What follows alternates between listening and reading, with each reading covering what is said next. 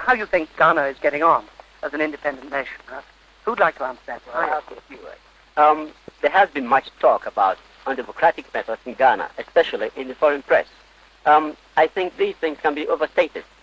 And I'm reminded now of what Lord Littleworth said in London before he came here, that foreigners will find it very difficult to understand Ghana by sitting back there and talking what they think they know.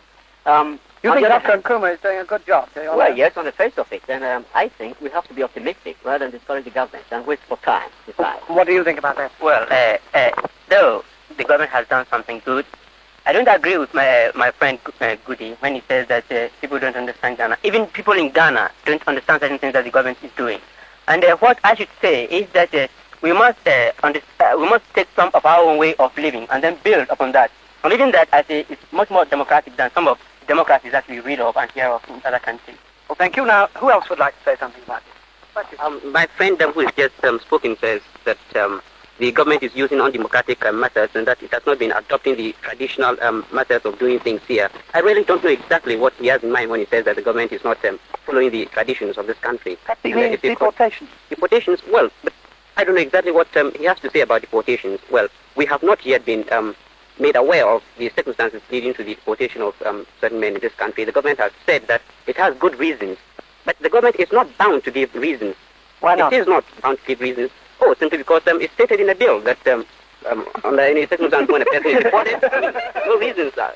I mean, it's not compelled to give any reasons. Nobody is saying that the government action is right or wrong. What we are saying is just that until reasons are given, we cannot make any pronouncement on them. And since they are not obliged to give reasons, we shouldn't lay our fingers on that and say anything at all we like about it. And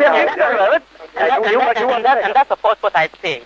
That if you don't have people being deported with reasons, then the people don't have confidence in what is going to happen tomorrow, because they may be deported at any time without any reason. Well, now, does anyone hold a brief for Dr. Nkrumah's government on the question of Mr. Shawcross not being allowed to come? You do, yes?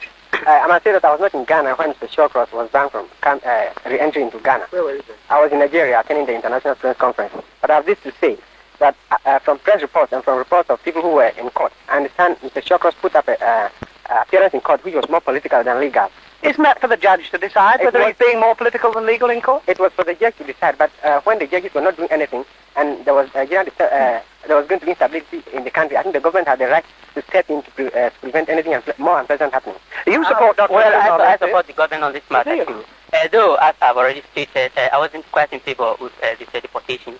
I think Mr. Shawcross was rather too hard on the government.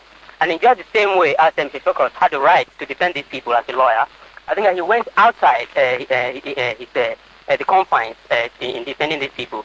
For example, nobody would go to England, from any of these independent territories or from the colonial territories, to speak violently against the government of the day.